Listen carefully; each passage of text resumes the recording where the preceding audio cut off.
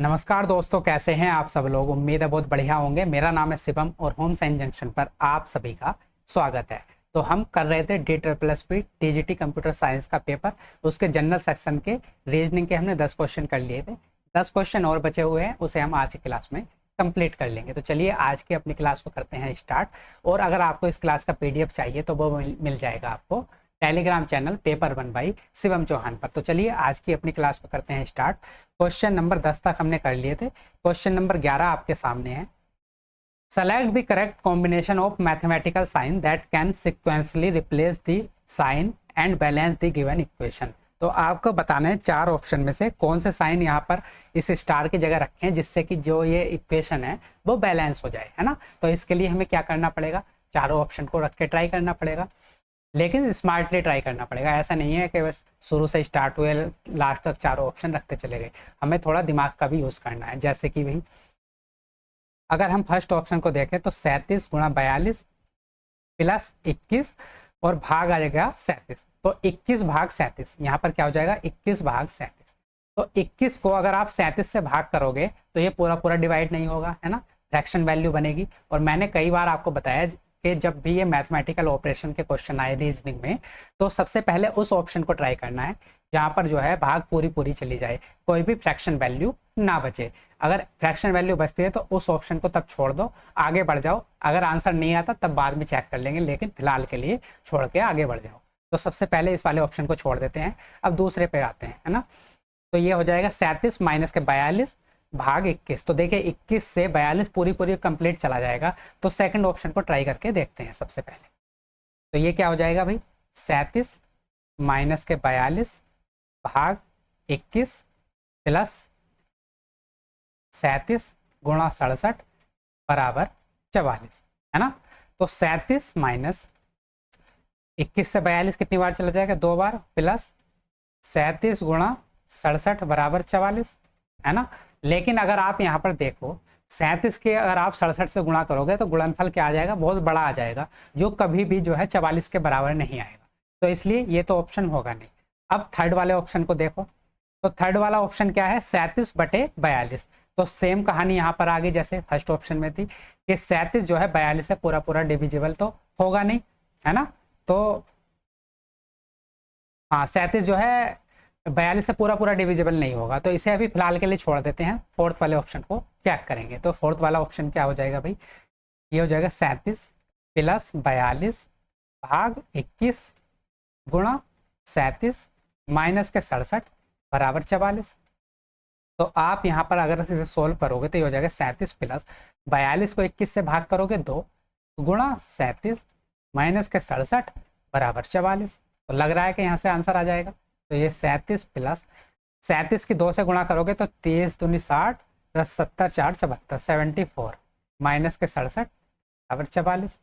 अब ये हो जाएगा 37 प्लस 74 में से 67 माइनस करोगे तो 67 3 70 7 आ जाएगा बराबर 44। तो 37 प्लस 7 कितना हो जाएगा, ये आ जाएगा 44 बराबर 44। तो इसलिए फोर्थ ऑप्शन हो जाएगा आपका करेक्ट ऑप्शन। तो समझ गए ना, इस प्रकार के जो मैथमेटिकल ऑपरेशन वाले क्वेश्चन आएंगे रीजनिंग में, उसमें आपको एक बात का ध्यान रखना है कि जब भी अगर हम कोई जैसे यहाँ साइन चेंज कर रहे हैं और साइन चेंज करने पर जैसे फर्स्ट ऑप्शन हम रख रहे हैं और जो भागफल है वो पूरा पूरा नहीं जा रहा, मतलब फ्रैक्शन वैल्यू बन रही है, तो फिलहाल के लिए उस ऑप्शन को छोड़ के आगे बढ़ जाओ। ज़्यादातर केसेस में चांसेस होते हैं कि वही ऑप्शन आपका सही होता है जो पूरा पूरा उस इक्वेशन को डिवाइड करते हैं, उसमें फ्रैक्शन वैल्यू ना बने। तो चलिए आगे बढ़ेंगे। Question number 12। क्वेश्चन नंबर 12 है भाई, एक question is given followed by 2 statements labelled first and second. Identify which of the statements is are sufficient to answer the questions. Question है क्या भाई, who is the shortest of all. तो सबसे छोटा कौन है, ये आपसे क्वेश्चन पूछा गया है। 2 स्टेटमेंट दे रखे हैं। स्टेटमेंट फर्स्ट क्या है, Sachin is taller than Mohan and shorter than Vipin. और सेकंड स्टेटमेंट है देविका इज शॉर्टर देन गगन। तो 2 स्टेटमेंट दे रखे हैं। इससे आपको पता करना है कि क्या आप क्वेश्चन का आंसर दे पाओगे या फिर नहीं दे पाओगे। तो सबसे पहला स्टेटमेंट पकड़ लेते हैं, सचिन मोहन से लंबा है। ये है सचिन और ये किससे लंबा है, मोहन से, और विपिन से छोटा है, और विपिन से छोटा है। तो जो पहला वाला स्टेटमेंट्स है इससे हमें सिर्फ इतना जो है डायग्राम कंप्लीट हुआ, इतनी इन्फॉर्मेशन मिली कि सचिन जो है मोहन से तो लंबा है और विपिन से छोटा है। तो इससे जो है, और आगे अब चलते हैं सेकंड वाले स्टेटमेंट की तरफ। तो देविका इज शॉर्टर देन गगन, देविका जो है वो गगन से छोटी है। तो सेकंड स्टेटमेंट ये है, सेकंड है ये वाला और फर्स्ट है ये वाला। तो आप देखिए क्या इन दोनों स्टेटमेंट से आप ये पता कर पाओगे कि सबसे छोटा कौन है। अगर आप सिर्फ इसको देखें तो इससे तो आप बता पाओगे कि मोहन सबसे छोटा है, लेकिन दो लोग और दे रखे हैं, एक है ये क्या, देविका, और एक है गगन, गगन और देविका। तो आप क्या कह पाओगे कि जो ये गगन है ये जो क्या था भाई, मोहन से छोटा है, या फिर ये जो है ये यहाँ पर आएगा, जी डी ऐसे भी आ सकता है और जी डी ऐसे भी आ सकता है, या फिर बीच में कहीं भी आ सकता है। मतलब डेफिनेट हम नहीं बता पाएंगे। जब नहीं बता पाएंगे दोनों ऑप्शन से, फर्स्ट से तो हमारा आंसर आ नहीं रहा, ना सेकंड से आ रहा, और दोनों को कंबाइंड करके भी हमारा आंसर नहीं आ रहा। तो कहने का मतलब ये है कि both the statement are insufficient to answer the question. First option हो जाएगा आपका करेक्ट ऑप्शन, कि दोनों स्टेटमेंट मिलाकर भी हम अपने क्वेश्चन का आंसर नहीं कर पाएंगे। तो इसलिए फर्स्ट ऑप्शन हो जाएगा आपका करेक्ट ऑप्शन। चलिए आगे बढ़ेंगे, क्वेश्चन नंबर 13। क्वेश्चन नंबर 13 है भाई, read the given statement and course of action carefully assuming that the information given in the statement is true even if it appears to be at variance with commonly known facts. Decide which of the given course of action logically follows from the statement. तो first statement आपको दे रखा है, in the last few years the condition of roads in the state has continuously deteriorated, मतलब पिछले कुछ वर्षों में राज्य में सड़कों की हालत लगातार खराब होती जा रही है। ये आपको कथन दिया गया है, स्टेटमेंट दिया गया है। उसके बाद दो कोर्स ऑफ एक्शन है। पहला क्या है भाई, state government should take strict action against all the employees of road development authority. राज्य सरकार को सड़क विकास प्राधिकरण के सभी कर्मचारियों के खिलाफ सख्त कार्रवाई करनी चाहिए। पहला कोर्स ऑफ एक्शन ये है। और दूसरा कोर्स ऑफ एक्शन क्या है, state government should instruct road development authority to take regular inspection and necessary action to maintain roads. तो दूसरा जो कोर्स ऑफ एक्शन ये है। तो कथन को देख के कि पिछले कुछ वर्षों में राज्य में सड़कों की हालत लगातार खराब होती जा रही है, आपको बताना है कि कौन सा कोर्स ऑफ एक्शन सही रहेगा। अगर आप पहले कोर्स ऑफ एक्शन की बात करो कि राज्य सरकार को सड़क विकास प्राधिकरण के सभी कर्मचारियों के खिलाफ सख्त कार्रवाई करनी चाहिए, तो ये क्या कोई प्रैक्टिकल सॉल्यूशन होगा? अगर सड़कों की हालत खराब हो रही है पिछले कुछ वर्षों में, तो क्या आप सारे के सारे कर्मचारियों के खिलाफ कड़ी कार्रवाई कर दोगे? किसी की गलती हो या ना हो, आप सारों को एक लाइन में लगा दोगे कि भाई सब जाओ, सबको नौकरी से हम निकाल देंगे या सब पे फाइन लगा देंगे? तो ये बात तो भाई बिल्कुल गलत है। ये कोई प्रैक्टिकल सॉल्यूशन है नहीं कि आप सारे के सारे कर्मचारियों के खिलाफ कड़ी कार्रवाई करोगे। तो ये प्रैक्टिकल सॉल्यूशन नहीं है, तो ये कार्रवाई नहीं की जा सकती, इसलिए फर्स्ट तो हो जाएगी गलत। अब आते हैं हम सेकंड कोर्स ऑफ एक्शन पर। State government should instruct road development authority to take regular inspection and necessary action to maintain roads. राज्य सरकार को सड़क विकास प्राधिकरण को सड़कों के रखरखाव के लिए नियमित निरीक्षण और आवश्यक कार्रवाई करने का निर्देश देना चाहिए। तो ये बात बिल्कुल सही है। ये एक प्रैक्टिकल सॉल्यूशन भी है कि राज्य सरकार को जो है, जो सड़क विकास प्राधिकरण है, उसके रखरखाव के लिए नियमित निरीक्षण और आवश्यक कार्रवाई करने का निर्देश देना चाहिए, जिससे कि सड़कों की जो है कंडीशन है वो और ज़्यादा खराब ना हो सके, या फिर ये पता लगाया जा सके कि ये जो है कंडीशन खराब जो हो रही है सड़कों की किस वजह से हो रही है ना। तो ये बिल्कुल सही कोर्स ऑफ एक्शन है। तो इसलिए केवल सेकेंड वाला कोर्स ऑफ एक्शन फॉलो होगा, ओनली सेकेंड। तो फर्स्ट ऑप्शन हो जाएगा आपका करेक्ट ऑप्शन। उम्मीद है समझ पाए होंगे। चलिए आगे बढ़ेंगे, क्वेश्चन नंबर 14। क्वेश्चन नंबर 14 है, निम्नलिखित श्रृंखला में कितनी सम संख्याओं के ठीक बाद एक विषम संख्या आती है लेकिन ठीक पहले एक सम संख्या नहीं आती है? मतलब एक सम संख्या है, उसके बाद तो एक विषम संख्या आती हो लेकिन उसके ठीक पहले एक सम संख्या ना आती हो, ऐसी हमें संख्याएं इसमें बतानी है। तो यहाँ से स्टार्ट करेंगे। तो 4 के बाद 3, एक ये मिली, 2 5, उसके बाद 6 7, उसके बाद ठीक बाद विषम संख्या लेकिन ठीक पहले सम संख्या नहीं आती हो, तो ये भी हो जाएगी 4 और 3। उसके बाद ये भी हो जाएगी 4 और 5। उसके बाद 6 और 7 ये भी हो जाएगी, 8 और 9 ये भी हो जाएगी। उसके बाद 6 और 5 ये भी हो जाएगी, 4 3 ये भी होगा, 2 और 2 ये नहीं होगा, 2 4 ये नहीं होगा, क्योंकि इसके पहले सम संख्या आ जाएगी। उसके बाद अगर हम आगे बढ़ेंगे तो 6 और 7 ये हो जाएगा, 8 और 9 ये भी हो जाएगा। उसके बाद 0 क्योंकि सम संख्या ही कंसिडर करते हैं तो यहाँ पर ये भी नहीं होगा। उसके बाद 6 और 5 ये हो जाएगा, और 4 और 3 ये हो जाएगा। तो ऐसी कितनी सम संख्याएं हो जाएंगी जिनके तुरंत बाद एक विषम संख्या हो लेकिन तुरंत पहले एक सम संख्या ना हो? तो कितनी हो जाएंगी? 1 2 3 4 5 6 7 8 9 10 11 12 और 13। कितनी सम संख्याएं हो जाएंगी? 13 हो जाएंगी। आपका फर्स्ट ऑप्शन हो जाएगा करेक्ट ऑप्शन, है ना। चलिए आगे बढ़ेंगे। Question number 15। क्वेश्चन नंबर है 15। What approximate value should come in place of the question mark in the following question? तो इसमें जो है इस क्वेश्चन को आपको सॉल्व करने पर आपको बताना है क्वेश्चन मार्क के स्थान पर क्या आएगा, और क्या बताना है? अप्रोक्सीमेट वैल्यू बतानी है। अप्रोक्सीमेट वैल्यू बतानी है तो क्वेश्चन आपके लिए आसान हो जाता है ना। तो इसको हम क्या लिख सकते हैं? 56.43 को हम अप्रोक्सीमेट वैल्यू में क्या लिख सकते हैं? इसको क्या लिखा जाता है? 56 ही लिखा जा सकता है। तो ये हो जाएगा 56 भाग 27.89 को लिख सकते हैं हम 28 माइनस 67.78 को लिखा जा सकता है 68 प्लस 98.19 को लिख सकते हैं 98 गुणा 13.67 को लिख सकते हैं 14 बराबर क्वेश्चन मार्क।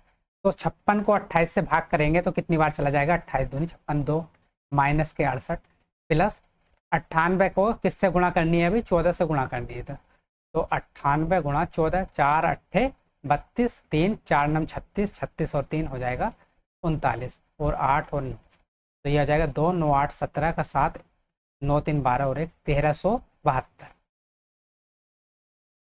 बराबर क्वेश्चन मार्क। अब ये है भाई माइनस के 68 और ये है 1372। तो सबसे पहले तो 2 जोड़ लो तो 1374 और इसमें से क्या माइनस करना है? 68। तो 14 में से 8 माइनस करोगे 8 6 14, यहाँ बचेगा 6 6 में से 6 जाएगा 0 और ये हो जाएगा 13। तो कितना आ जाएगा? 1306। फोर्थ ऑप्शन हो जाएगा आपका करेक्ट ऑप्शन। चलिए आगे बढ़ेंगे। Question number 16।